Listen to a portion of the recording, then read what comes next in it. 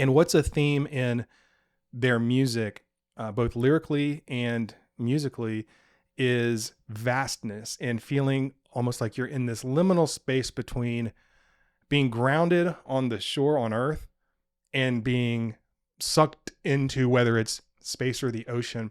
And then you get stars. Whoever the clown was that worked there didn't appreciate them, and didn't appreciate that because the fact is when they submitted that to RCA, they should have been doing cartwheels and jumping jacks. Welcome to Personal Records with Scott and Chris.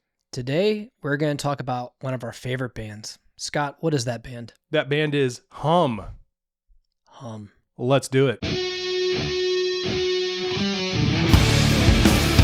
All right, so Chris, today we're here to talk about Hum. And of all bands, this is the first band we've decided to dedicate a whole episode to. I was thinking about this a few minutes ago. If you and I both were to rank our favorite artists 1 to 100, like you did yours and I did mine, and then we did the average, I think Hum might be the one that we both like the most. Correct. You know, when you average it out. I know we've talked before about bands we both really like: Portishead, Weezer. I mean, there's a lot. Silverchair. You could go on, but Hum, there's just something different and special about Hum. When I think back to Hum, I remember the first time I heard Hum was probably on the radio because of Stars. And when that song came out, it was interesting because it wasn't like the other stuff that was making the MTV top 10s or whatever. You're like, who are these guys? I liked the song. It wasn't like a game changer for me at all. Keep in mind, this came out, You'd Prefer an Astronaut, the album, came out a couple years sort of after the big grunge thing had hit. And so this wasn't one of those bands that really felt like post-grunge. It was just, they were labeled alternative rock. And there was a lot of stuff thrown into that category. I don't know that I thought much about Hum, honestly. And it wasn't until, I guess, later that I remember somebody must have had it at college. I don't remember who, but I started to hear more about Hum. People kind of liked Hum, and I'm like, oh, that band that did Stars? And then I remember going to Circuit City, with RIP to Circuit City, pour some out. They used to sell CDs. So back in the day, you'd go buy CDs. So it was Best Buy or Circuit City. You could go to those places.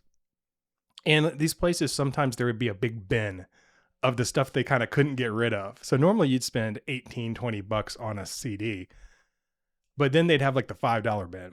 And I remember seeing the cover of You'd Prefer an Astronaut, or the CD of it, and going, for $5, let me get this. And then it just, over the years, started to become a staple for me of what I listened to.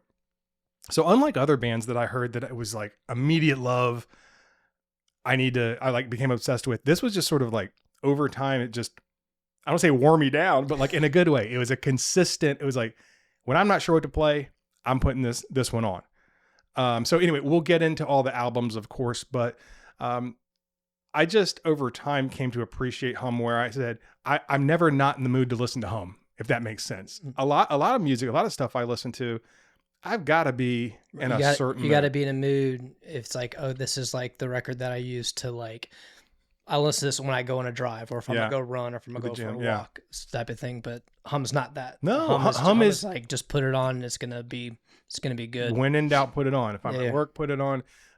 So it's going to be fun to do this episode and really dive into what, the band itself, a little bit about the history. We're going to talk about all the albums, maybe not so much some of the real early ones, which maybe Chris will talk about a little bit, but I guess we'll start with, what is your connection to Hum? What do you remember? Is yours similar to mine, or did you have is it just all of a sudden Hum was just there? I think it was like a progression, because like, just like he just said, like, I remember this specifically, like there was a radio station called 96X back home in Virginia Beach. And I remember they played Stars, but Stars was like, okay, I heard it. I was like, it's pretty good. But it was consistently played, back home. And then, never really, listened to it, but I never got into it, never went and bought anything. So I remember the second time that it really came up was Adam was at college. and he would mention about there was a very popular Liberty band called The Noise, and they actually covered Stars. And Adam saw it, and he, came and told us about that. But then the time that we were up at college, I remember, I heard another song from it, but I never went and purchased it. But I went to one of the CD exchange places in the area, and I remember seeing, you prefer an Astronaut. In Lynchburg? In Lynchburg. The Record Exchange? Yeah, I don't know what it was called. But I remember I was like, okay, like over by the Drowsy Poet. Yeah, so I remember I got it, and then I remember like playing it. I'm thinking, wow, like I missed. It's so surprising. Yeah, right? So I was like, man, I missed out because, like I said, a lot of times and this is kind of always how I was. Whenever because I don't listen to the radio anymore, but back then, like if every hour, if you're just throwing this song down your throat, I get tired of it. You know what I'm saying? Like anyway, but when I ended up buying it at that CD exchange and I like listened to the record, I was like, man, this is, I missed the boat on that for sure. So that's kind of where that was the big thing. Actually, I got drawn into it. I'm going to agree with you. That's a really good way to put it. I think I felt the same way about I Missed the Boat. I almost felt like I've been lied to. They're not a one-hit wonder. This rules. That's so well put, Chris. I think you were probably the one that got that. If you got that at Record Exchange, probably started playing it because we always talk about the music we listened to in our dorm room. Right. I'm sure it went on the CD in the dorm room, and I think we both were kind of like, whoa. It'd be like, I'm trying to think of another, what you call like one hit wonder. Like, let's say like Tripping Daisy or something, know, or some band like that.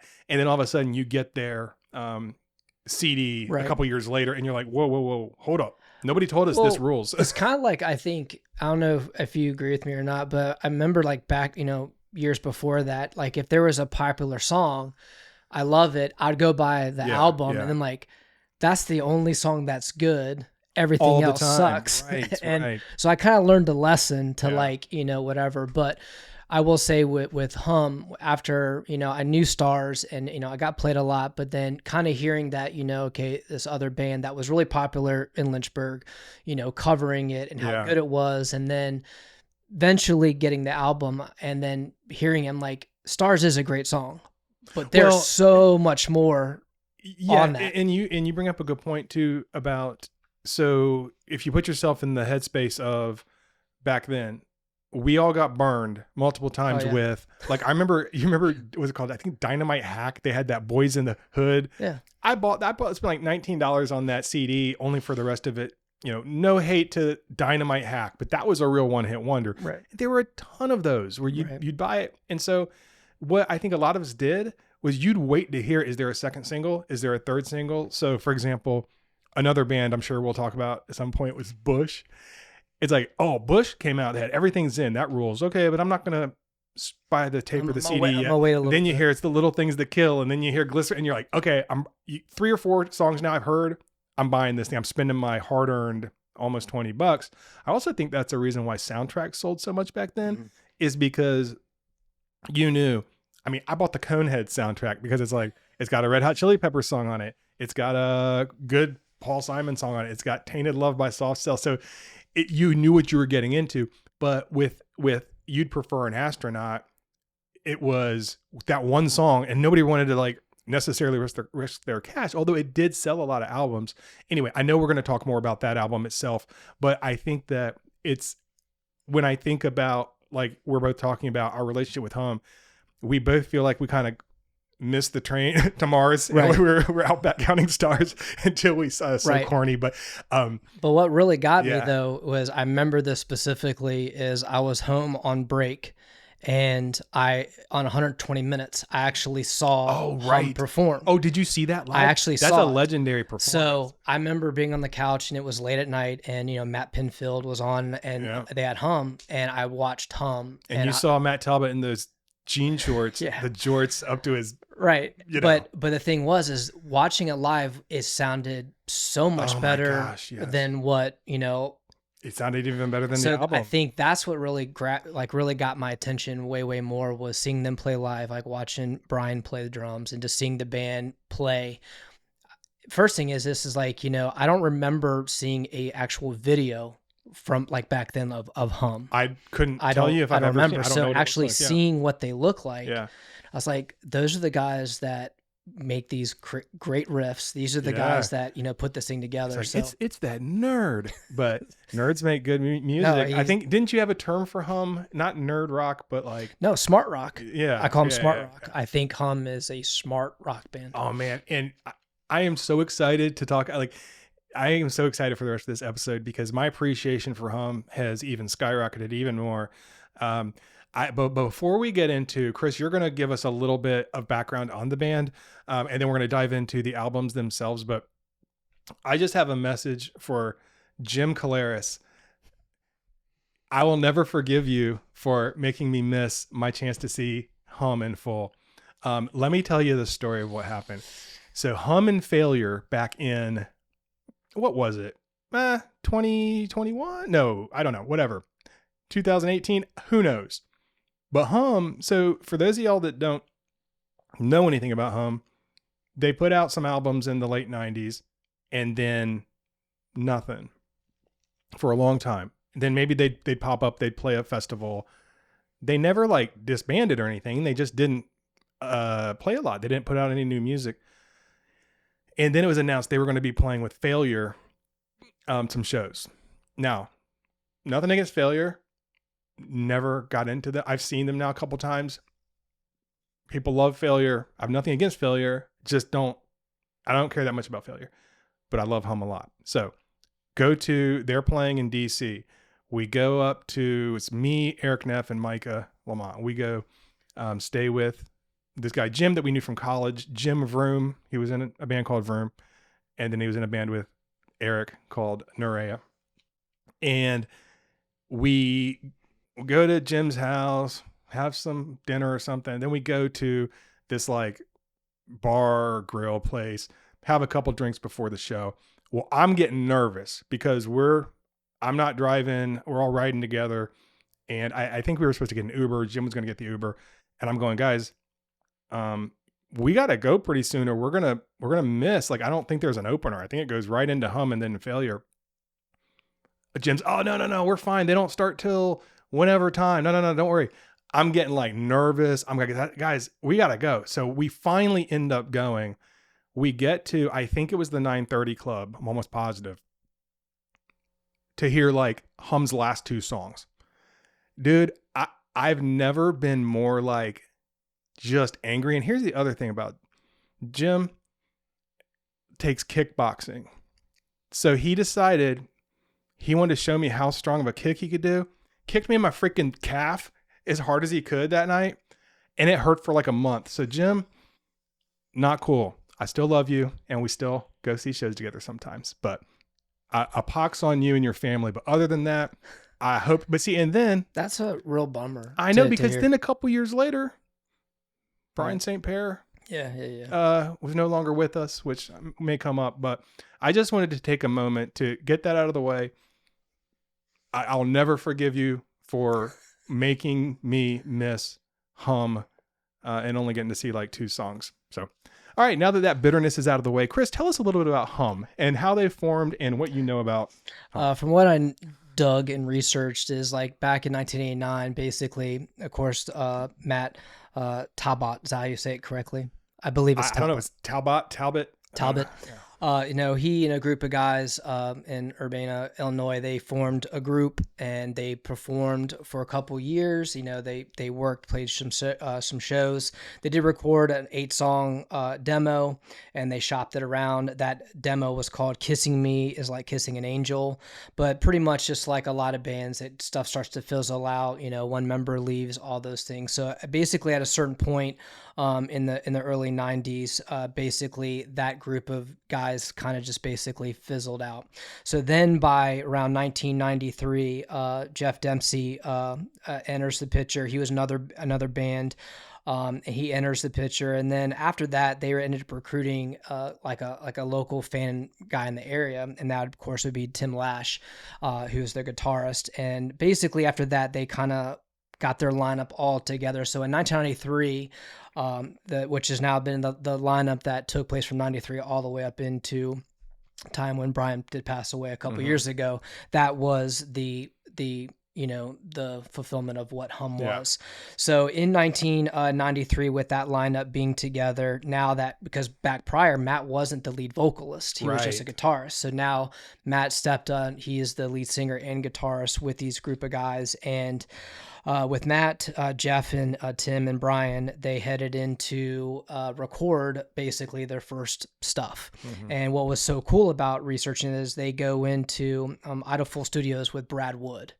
And why I was so shocked to learn about Brad Wood is just because was very, very familiar of, later in the 90s, what he recorded.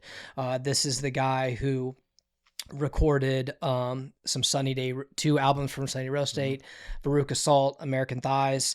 He was involved with Smashing Pumpkins, also a band called Touche Amore. He recorded Balance and Composure. That's one of my favorite albums, which hopefully we'll talk about later with that.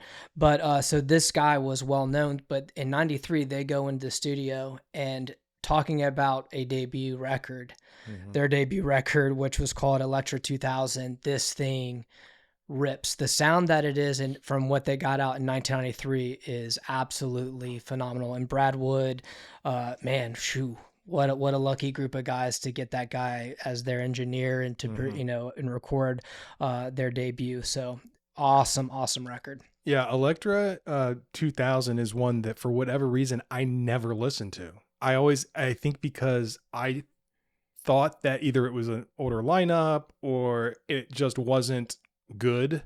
And actually I started listening to it a few months ago because my son Logan had a couple songs on a playlist that he plays. And I remember going, man, what is this? This is so good. And he's like, this is Hum. I'm like, whoa, this is Hum? I go, oh, I should listen to it. So I will say it's by far the one I've listened to the least. It's not as, in my opinion, as polished. It's more raw.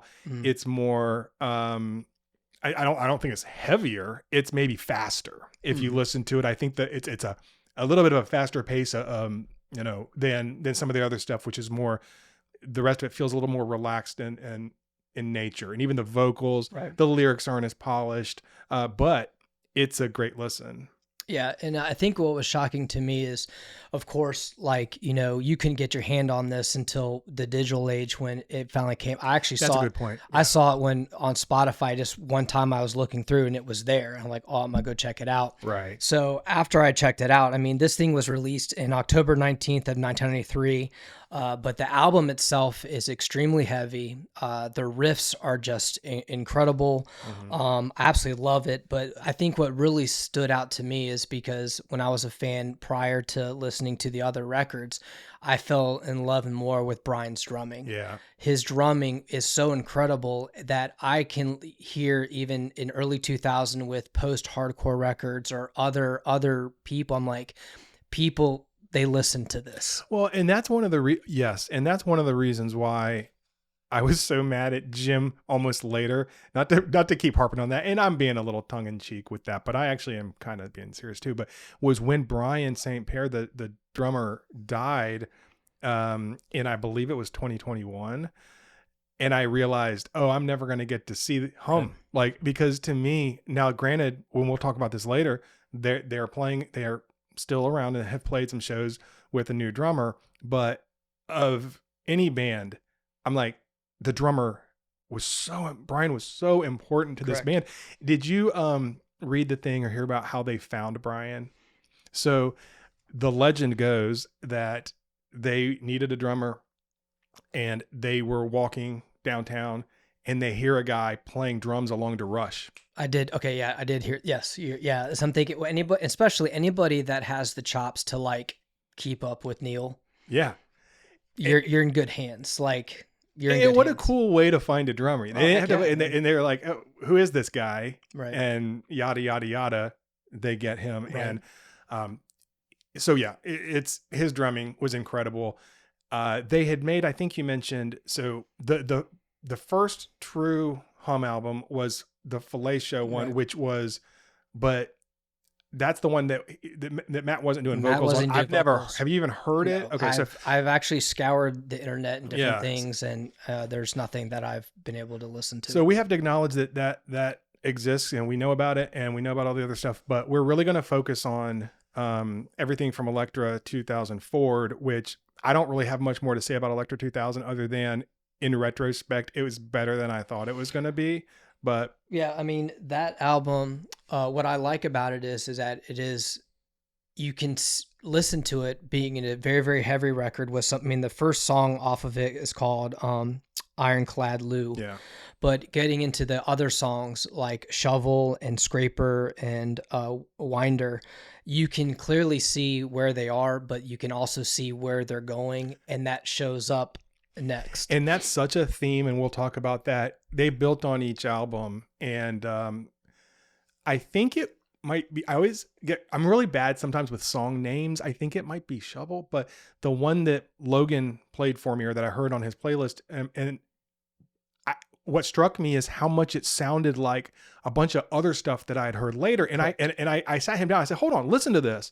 And then I said, let me pull up this other, there's a band called Envy, and they have a song called Footsteps in the Distance, which I love. And I go, this sounds a lot like Envy. Envy is it's actually a Japanese, like a post-rock band or post-hardcore. And he goes, whoa, that sounds very similar. I got to see which one came out first. And sure enough, of course, Hum came out years before. And they were so influential, which we'll talk about their legacy as well. So you want to move on to? Yeah, but I was going to say, like, with this album, still listening to it, it is well produced. It sounds amazing, but listening to those songs, like I said, you can hear it. I'm not saying that people ripped them off, but you can tell that people who listened to this record were influenced, like bands like Chevelle, or a band like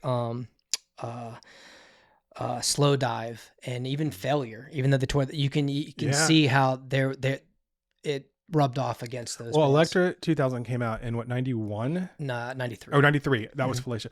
93. I mean, if you go back and look at, people weren't making things like that in 93. So it does feel like, in the fact that they had worked with Steve Albini, that Brad Wood, like, people that knew music, especially in the Chicago area, knew who these guys were, knew who Matt was, knew who.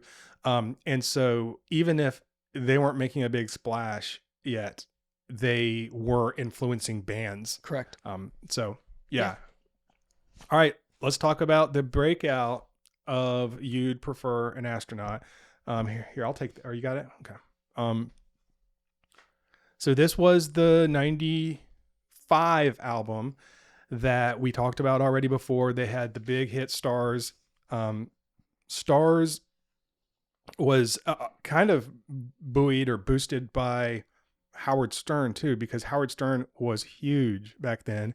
He took a liking to the song and would play it a lot, and he had them come on and play a live version of it, which I don't know. Have you seen where they kill it? So they signed with RCA, so this is their sort of major label debut.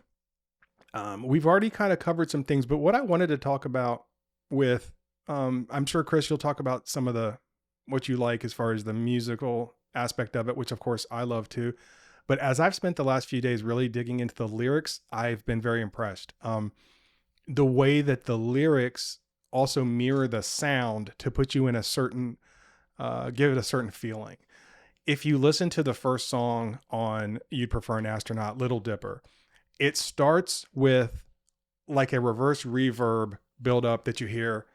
And when I listened to it back as I was listening to it with the lyrics, and it felt like you're getting sucked. It feels like a big wave is coming in to crash. And Hum has really had a knack for tapping into the sublime, the things that we're in awe of, space, nature, specifically, oceans.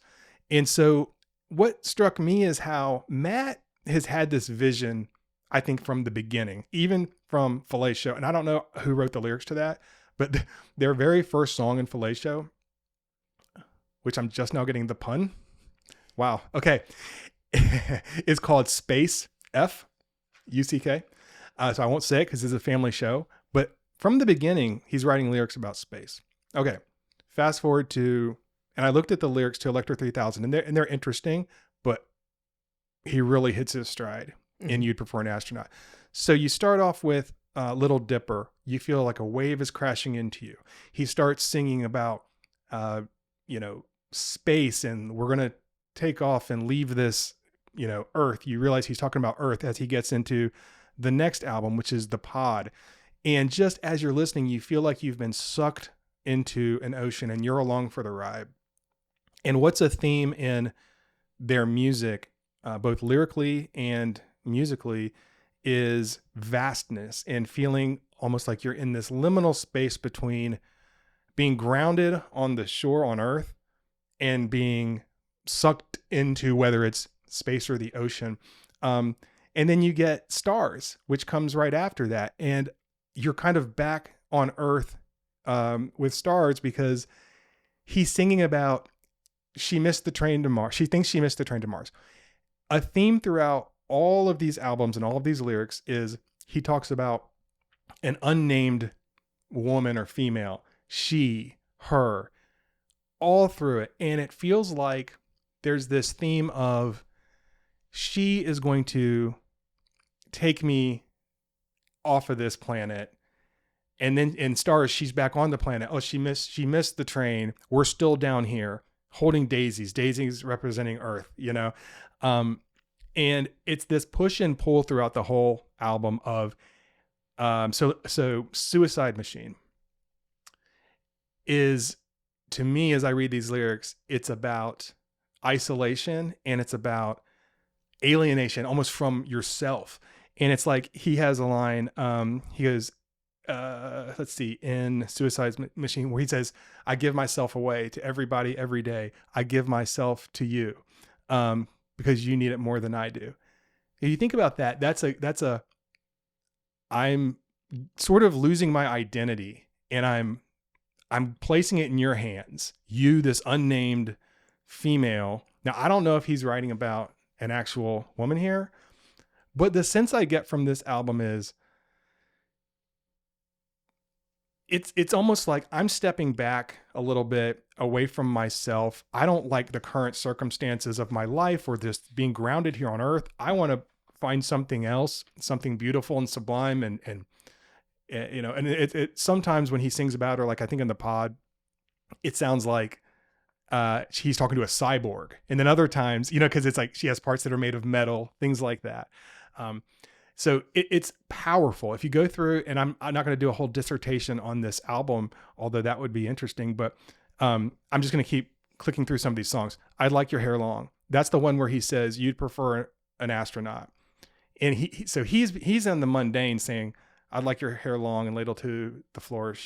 But you'd prefer an astronaut, somebody to control. And he goes, I'll just be a simple man. So again, it's like relinquishing your own agency over yourself. Hey, take me to the stars somewhere. Okay. But then by the end of the album, Songs of Farewell and Departure, he says at the very end, he goes, and so we land to find we never left the ground. So I just love what he does here with metaphor, with, hey, as much as I'm longing for somebody to sort of take me away, some woman or machine or a combination of the two, to whisk me out into the ocean or into space, and let's find somewhere better than here. At the end of the day, no, we're still grounded. We never even left. We're still in reality. And the album sort of ends with the feeling of, all right, well, now it's time to go. He's not giving up. I think the last words on I don't have it in front of me, but I think the last albums are "Here we go." Here we go. I think that's the last words on the album. And then you just look at the cover. It's green. It's got the zebra on it. So it's sort of, but like, what's this zebra doing here? There's this, again, mix of the grounded here on Earth, and then sort of the sublime that's almost unattainable. And this whole album lives in that space of between 1 foot on the ground, 1 foot somewhere else. So, and we'll see this as the albums go along.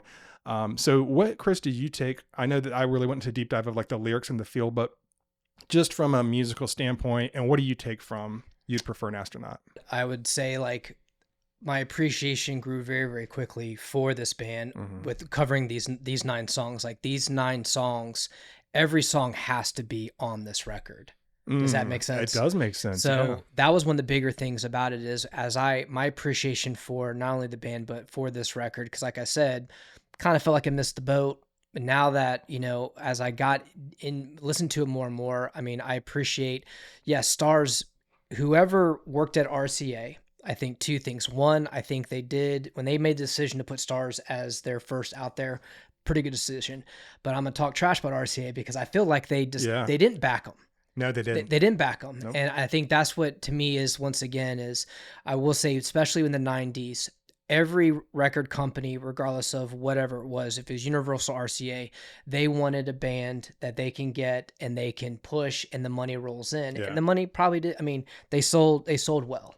But then after that, they wanted to be, okay, coming up, give me the next Stars. And that's not who Hot was. I know I've been talking forever and I'm giving you time to talk, but you're hitting on something so right there, because you're saying you need every song on the album. And that to me that's an album. Now you happen to have a song called Stars that can stand alone. Right. But it's like, what are you going to really drop The Very Old Man? Or are you really going to drop I Hate It Too as a single?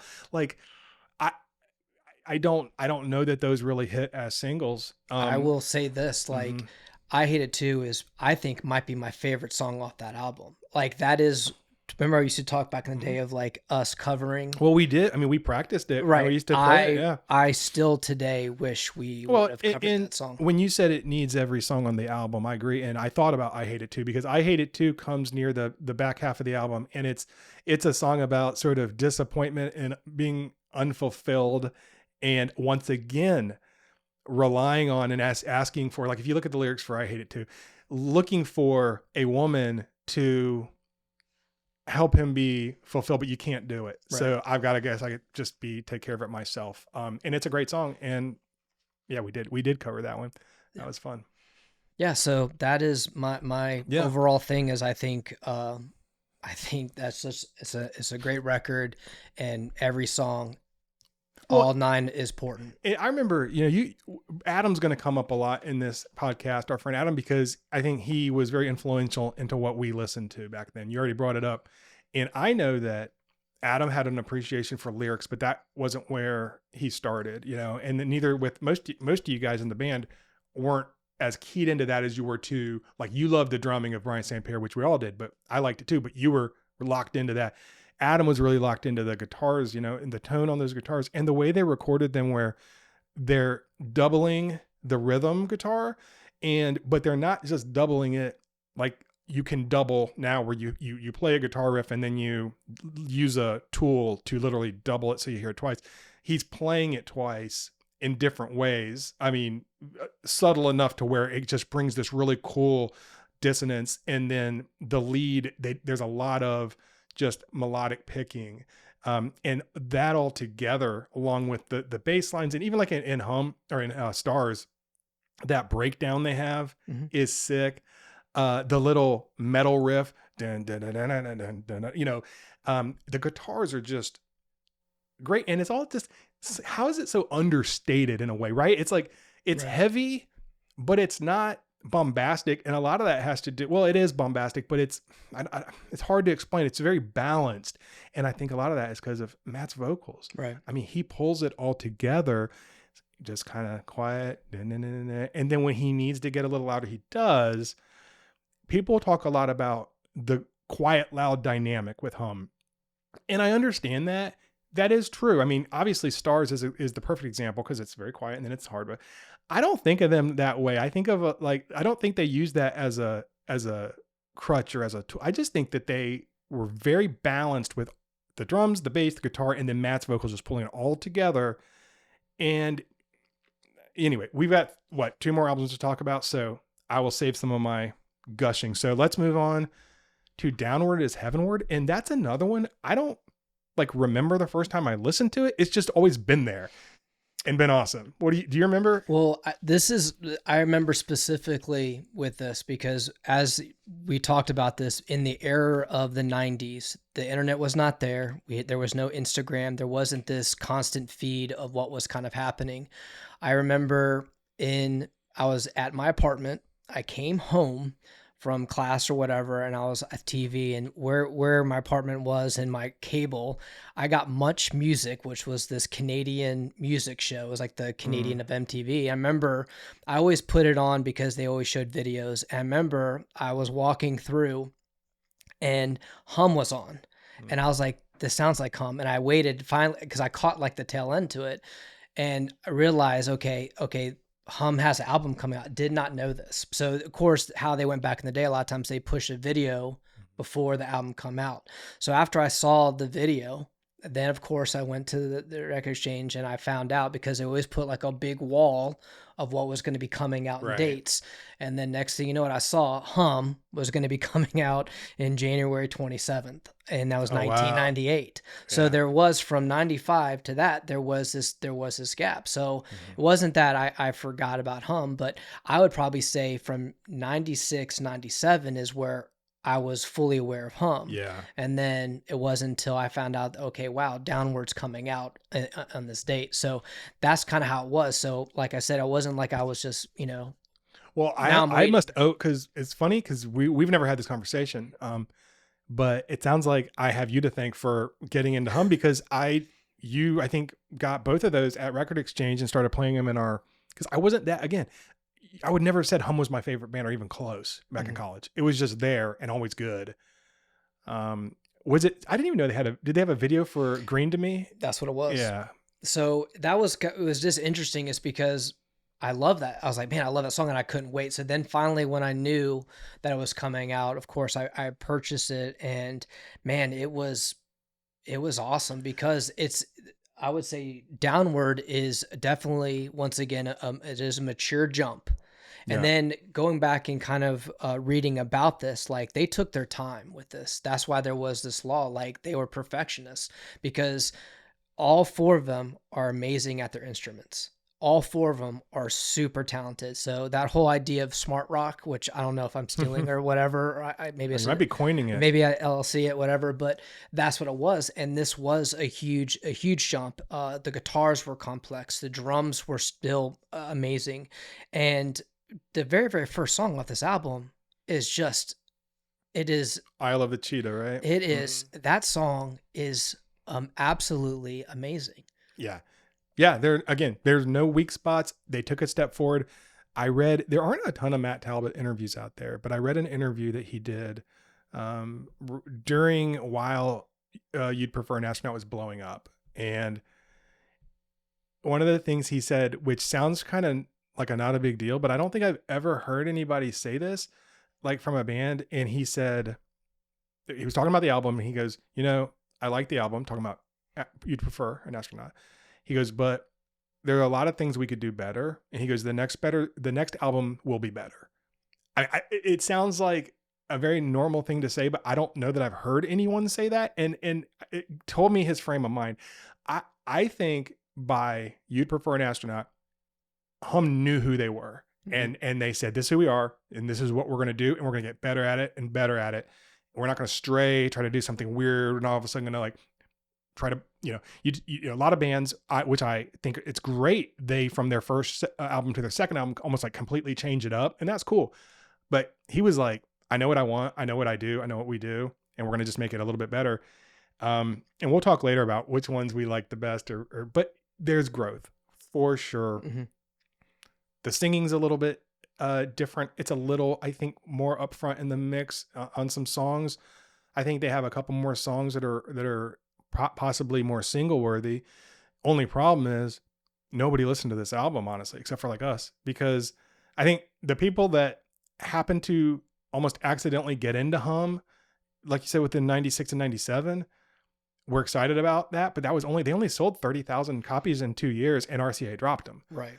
So, and that to me is what bummed me out. And I say I'll kind of yell at RCA for this, but this is back to the whole thing is, as you know, in the late 90s, this is around 98. I mean, after the album's been out, this album sold 30,000 copies. That's still a lot of records. But because of what You Prefer did, they had that expectation, hey, we're just going to get it out there and go. Yeah, but I mean, they wanted another Stars to be go, you know, they didn't used to call it viral back then, Right. but I mean, that's kind of what it is. And that was the big thing, is now all the record labels started kind of merging, and I just think that whoever the clown was that worked there didn't appreciate them, and didn't appreciate that, because the fact is, when they submitted that to RCA, they should have been doing cartwheels and jumping jacks, because Absolutely. they got a band that, if you go back to Elektra, you go to You Prefer, and now you have this on your table, Yeah. you have a band. Well, and it's not thinking long term, and it's not that, you know, this is what the labels is. To them, it's a numbers game. And I guess they're not thinking about artistry as much. But if you think long term, and by the way, they missed out, because you look today, Hum is now recognized as being amazing. Imagine you had stuck with them and focused on maybe advertising or marketing to people that do love this type of music, but instead, sorry, you're not selling enough piece. Okay, no problem. And then they don't do an album until like 2020, which we're about to talk about Inlet. But I just want to touch on real quick with Downward is that I'm not going to go into a whole spiel about it lyrically, although I could, but I will say it continues the themes of the first album. It's still very much living in that space between Earth and outer space, and it's very much a longing to find something else and being in awe of something bigger. The lyrics are even more toward nature in this one. There is a darkness also though to this album that is, I mean, obviously the first album, I mean, it has a song called Suicide Machine. I mean, there's darkness lurking underneath all of the albums, but with this one, I only want to talk about one song, which is An Afternoon with the Axolotls, which an axolotl, I didn't know was a real thing, but it's actually like a salamander. It's an interesting salamander that never moves past sort of the young, they never grow and mature into, I don't remember exactly how you call it, but they're like still in their, they live their whole life as like a child. Okay, salamander, and they can regenerate limbs. They can even regenerate their brains and things like that. It's a very interesting animal to talk about. But the lyrics in that one are dark, and they hint to the title of the album, "Downward Is Heavenward." Again, there's an unnamed female protagonist, and she is leading him downward. And there are lyrics in here about, you know, Beelzebub. Do we need a net? Where it's almost as if she's taking him into a descent into hell. And it's again, this theme of, I'm sort of counting on this, whatever, this entity, whether it's an alien or a woman or a cyborg or whatever, to help me find answers, to bring me out, to take me away. And, it's very much thematically fits with the first album, and it's just beautiful. The lyrics, and I'll say this last thing about Matt Talbot and the way he sings in his lyrics. There is a pleasingness to the ears on even the words that are used. Everything fits right where it should. Right. It's very calming, and very beautiful. It's a beautiful album, and was blown away when it came out and you got it and we started listening to it, because I was like, oh, they keep surprising. Right. Like this is the Stars band in the course of from 95 to now to 98 when this came out. I'm going from this is a one-hit wonder to these guys are amazing. But then where the Hum goes away, we don't hear anything from Hum. Right. So that was the big thing, is that, you know, reading about this, like there was, I want to believe, hopefully I don't get this wrong, but there was like probably like some sort of like, there was like a vehicle accident. Oh yeah. Like, they had two van. Yeah. So they're like, man, maybe this is kind of like, you know, we put out this amazing record. RCA is starting to suck. You know, we only sold 30,000 copies, whatever. And, you know, they're like, hey, you know, this? And you put yourself in their shoes. Like there have been a lot of bands like that. Like one of my favorite bands is the Wrens, and they never put out another album after 2003 because they're grown men. They have label problems. They're not selling enough albums. People love them artistically. But I even look at Dave Bazan from Pedro the Lion, one of my favorite bands. It's like, you have a loyal following of people that love your music, but also you got to pay bills. You would like to have a life. You would like to have a wife and kids and be able to pay the rent. So your Hum, you were this huge band for like a minute. Now you're dropped from your label. You barely sold any records. You're driving around the country in a van. You're probably, I don't know how old they were, but they're in their 30s, got to be in their 30s. It's time to go get a jobby job. You know, it's like, you got to kind of move on. Hey, that's great that there's a cult following of your music. And I think that just continued over the next, from 1998 until 2020. Yeah. And that to me is what's interesting is that over the years, critics, whatever, or definitely like music writers actually say that looking back at Downward, that it was a masterpiece. And they actually say that is probably one of the top most overlooked record in the 90s, which I absolutely agree with them 100%, because it is a great record. But the fact is that people didn't appreciate it. They wanted, I want stars. And that's not what it was about. And I think that's kind of how RCA kind of probably shoved it. And they because what were people listening to in 98? I mean, we did an episode about 1997.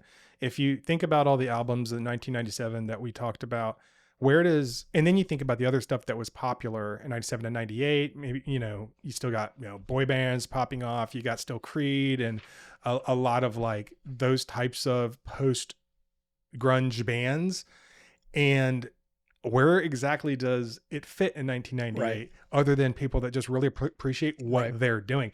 But they sure influenced some people. But that to me is what's nuts, is that you go from, okay, finally their contract dissolves 2000, right, with RCA. And then next thing you know it, on June 23rd, 2020, this drops. Inlet. Surprise. They do a surprise drop of Inlet.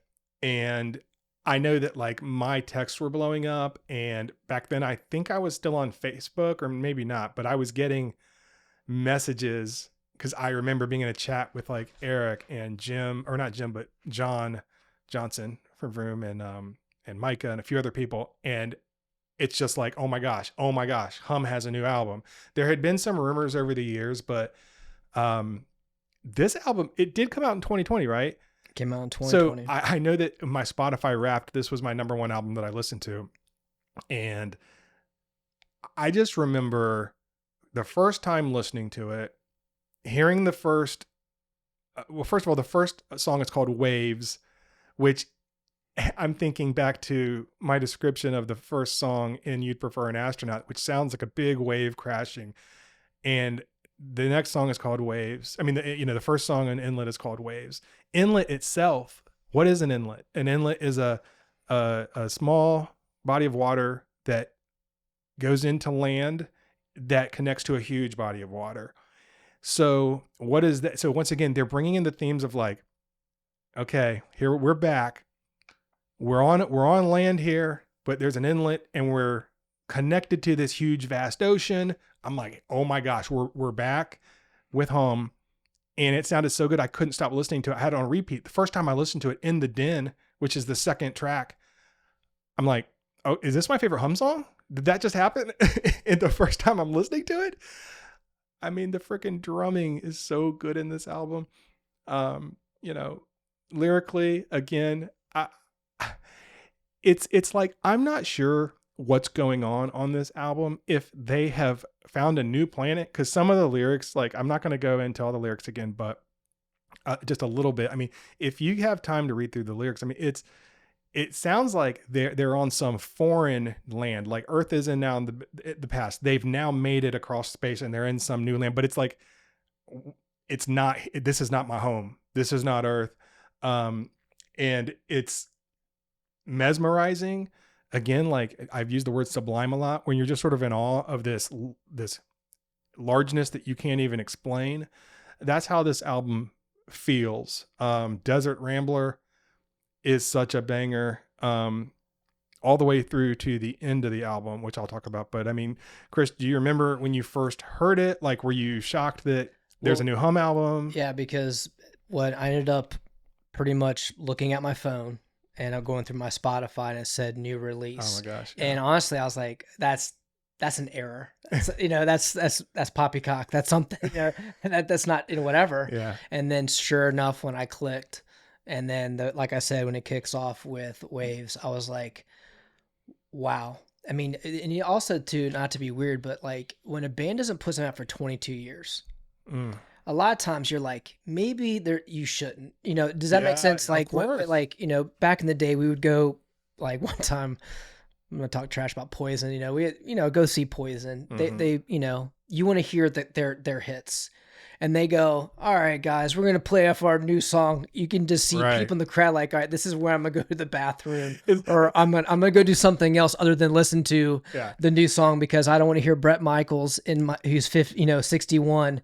No, you're right. I want you to tell me about how the cat got drugged in. I mean, we talk about debut albums a lot because a lot of times guys make their first album is the best one. They everything they had to say, they got out. Right. And then they start getting less interesting as the years go by. Well, this is different because they didn't even make anything. Right. You just made me think about, I remember when Steve had gone to see Hall & Oates and he's like, they were playing new stuff, man. He's like, they didn't even play Private Eye, or he's like, they didn't play Rich Man or whatever. Rich Girl. Yeah. They didn't play Maneater. Yeah. He's like, they're playing, it's like, nobody wants to hear the new stuff, but that was the big thing is that it shocked me because I thought that they were done, that type of thing. And to listen to it. And I remember, back when the fall came, when I was back at work, I had it up and I was listening to it all the time while I was at work all the time. And I could care less. Well, because also, it was awesome.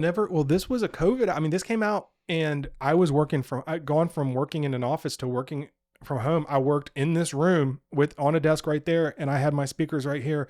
And I just listened to it as I worked all day long. Cause the job I had then, I didn't have to be on a bunch of calls. And I remember like it was yesterday that the album would be over and I'd go to want to put something else on. And I go, nah, I'm just gonna listen to this again. And I would just let it go. That's why it was the most listened to album. I listened to it in my car. I listened to it everywhere. But yeah, the only other artists off the top of my head that I can think of that I can compare this to are Portishead and My Bloody Valentine, because both of those artists went a really long time between albums and you didn't think they were going to put anything out ever. And then all of a sudden it was like, holy crap, Third, which was Portishead's third album, and then MBV, which is My Bloody Valentine's third album. I think both of them had well over 10 years, if not 15 years in between. And then when you heard it, you were scared to listen to it because you're going, are they going to ruin their legacy here? And then the albums were as good as anything they'd ever done. And that's the same with Inlet. Mm-hmm. That's what I was going to say too, is like from this, because a 22-year gap's insane, but since then, back from the early 2000s, I found myself always going back to Hum. Now, remember, this is also the point. I was never back to Electra because that was not out or anything like that. But I was always heading back to Astronaut. I was always going back to Downward all the time, and my appreciation for Downward grew because to me it's like a flawless record. To me, I absolutely love it. But then getting Inlet and just hearing like, man, those are Matt's riffs. Yeah, there's Brian's They drums. sound like Hum. It doesn't sound like something new. And it sounds like them, but better. Because most bands, you think in a span of that, there's a lot of times bands try I get not putting the same record out, but Hum never did that. Hum just got better, and better. It goes back to the quote that he said when Stars was popping off, how there's some things we can improve on. The next album's going to be better. It's like that mindset of, this is what I want to accomplish. I know I'm not out here just grasping at new ideas. This is what I want to accomplish. And I think Inlet is the natural progression, and it is the full realization of what Hum is and can do. But what's weird is we're going to talk in a minute about like our personal favorites of these albums and how we would rank them. It's tough because yes, I do think in many ways Inlet is like their best record, but because it's the full realization, but it's like, how can it be better than these other ones? It's really, it's fun to rank, but it's hard to. I want to move on. Unless there's anything you want to say about Inlet, but yeah, do you? Well, I was going to say what I think is very, very cool is from, probably I would say the bad taste that maybe they had in their mouth after it kind of went on that break, to know that both, in Inlet, both Matt and Tim engineered this thing. So they were like hands-on. They knew what they were going for, and what they went for was 100% correct. Well, because they'd all been doing other projects. Correct. And so it's they like did other bands and Yeah. whatnot. So for them, I think they came back and they're like, okay, it's time to actually do these Hum songs and do this Hum album. And we've got all these, how many years did you say was between it? 22. 22 years of reps. And now we're going to do the ultimate Hum album. Right. I want to end this where we're talking about the albums. We're not going to end the episode yet. We've got a few more things about Hum we want to talk about, but I'm just going to read the last few lyrics of Inlet, because I've kind of been probably in a very scattered way, because it's hard for me to sort of put my, like, I actually want to write maybe a little essay about the lyrics of these albums. And I probably will do that and maybe put it out on somewhere, but so I probably haven't articulated it very well, but I do believe you could write a science fiction story about, that covers these three albums. I think it's one big concept. I think from the first lyric in You'd Prefer an Astronaut to the last lyric in Inlet. And I want to read the last lyrics because I think that it pulls us full circle. And honestly, these lyrics give me goosebumps. So the last lyrics on the song Shapeshifter, which is the last song on Inlet, say, "Seeing the sky, I became then a bird, a swallow that sped through the warm, thinning air, to heights unimagined, till loneliness took back its hold. Where's the place for what's all left of me? Where do we keep the things we don't need? Where is the solace promised in the voices before? Suddenly, me just here on the land, reaching for you and finding your hand." And to me, it's powerful because there's all this searching that goes on and all this longing in these records of, not having an identity, not feeling grounded at all, thinking that you're escaping into some other place, relying on somebody else, sometimes only to find that you've never left the earth at all. Then in Inlet, finally finding what you think is a new planet or a new place, thinking that I've left Earth behind, but realizing this place isn't for me. And then ultimately, hey, I'm reaching out and I'm finding your hand and I'm still here on Earth. It's just, that's my take of it. Now, I purposefully did not read analysis of these lyrics, and I purposefully did not. There is a YouTube video that says Matt Talbot talks about the meaning behind the songs, and I just didn't even listen to it because I'm like, I'll listen to it after we do the show. But it's, as somebody that, has written lyrics in the past, I like to write. I really found just it to be a beautiful full circle moment for their whole catalog. Now, I wonder if they'll ever make another album. I don't know, with Brian having passed away. But hey, if Rush can, well, I don't think Rush is doing a new album, but they're playing with a new drummer now. We'll see. Okay, so let's talk about the impact of Hum a little bit, Chris. Like, from 1995 to now in 2026, I don't think anybody could have predicted the impact they would have. Right now, all of a sudden, like, kids like Hum. Mm-hmm. I can't say that I even understand it at this point. And I don't know if it's a bunch of people's like parents or big brothers or grandparents at this point are telling them about Hum. I don't know what it is. Or is it because other bands have name checked Hum? What do you think? Well, did you tell your son about Hum? That's a good question, probably. Oh, there you go. Yeah. Well, I think... Or he heard me playing it. Yeah. I'm sure I've talked... Like, he knows I've talked about Hum. No. For sure. Well, I guess one of the bigger thing is now is, I think, because my opinion on music, a lot of music is watered down. A lot of music is written to be a catchy thing, to be a quick thing. And I think how they wrote back in the 90s and even writing, when they wrote Inlet, there's such a purpose behind it. It is, someone said that Hum is a musician's band. I agree 100%. If you play guitar, bass, drums, or vocal, you can listen and appreciate everything that's coming from 93 all the way up till now.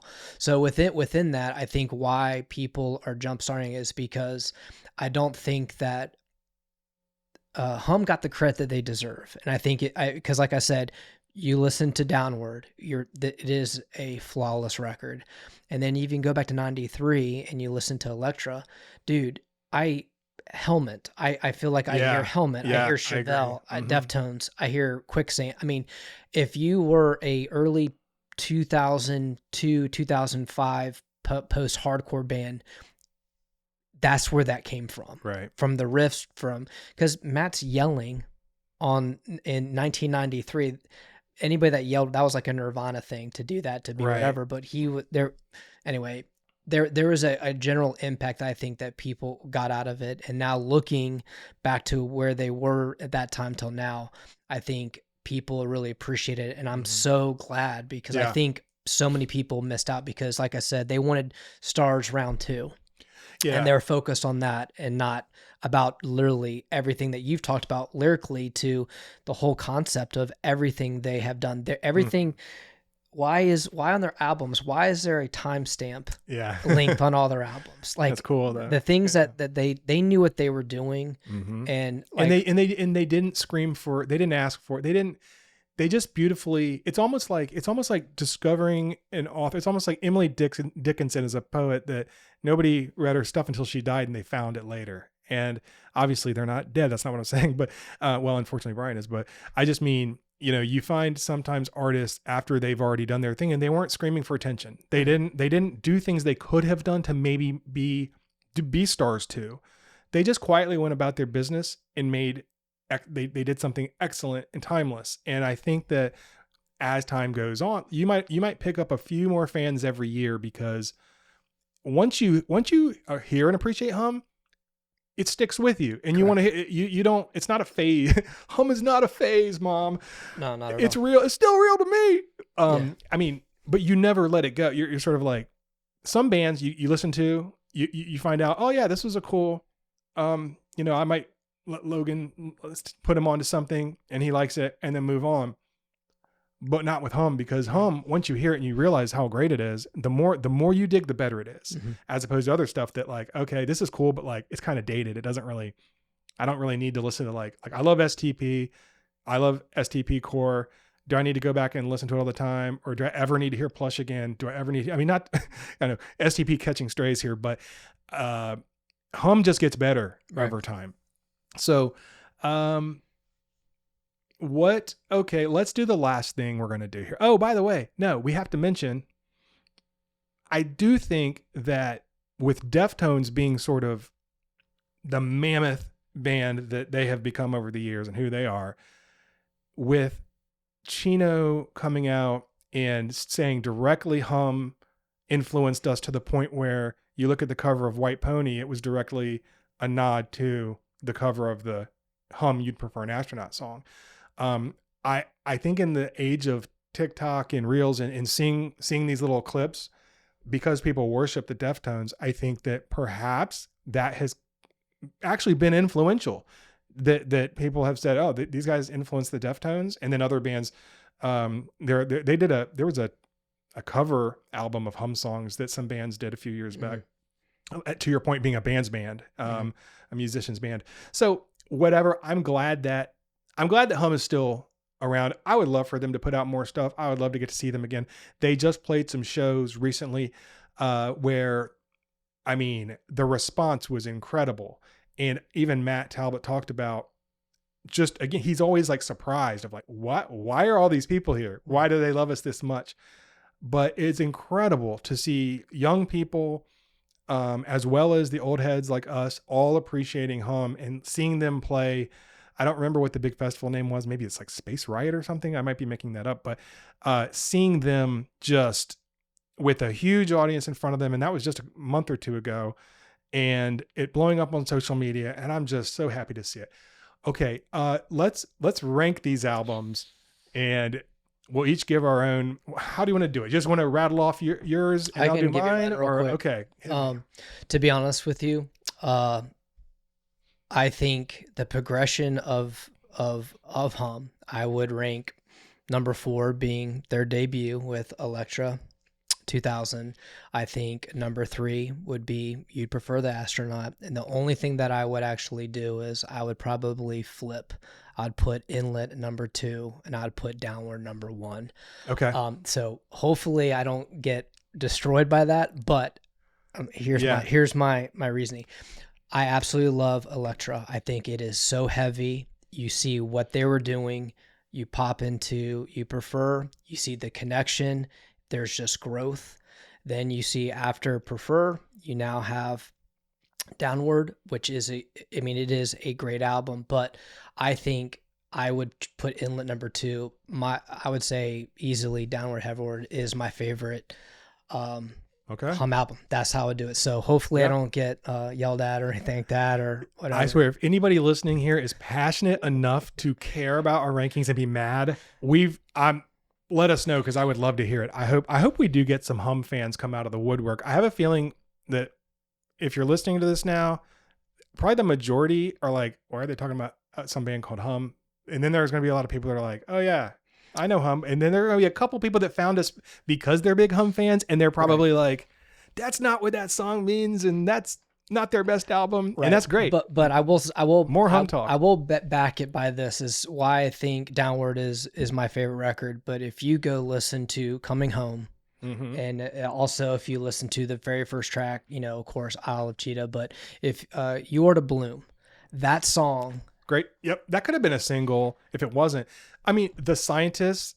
The Scientist. Song, oh my gosh. I love that song. And talk about the lyrics. Yeah. I absolutely love those lyrics. And I'm not going to talk anymore about that, but if you read those lyrics, you you get it. Well, I know I talked a lot about the lyrics because I think I'm so in awe right now because I've been listening to Hum all these years and I've heard the lyric, like you hear them. Right. But I never pieced them together and actually went from the first song to the last song. I literally printed them all out over the last week and read them and thought about them and was so impressed. But okay, so you're ranking Elektra number 4, then you prefer an Astronaut, and then you'd switch and do Inlet number 2, and then your favorite is Downward Is Heavenward. So we're gonna have different rankings here, but I can't argue with that either. So this isn't going to be an argument with me. Good. Because there's nothing to argue about, because every album's fantastic. I do say Elektra is my number 4, and I think there's for me a big delta between that and then my number 3.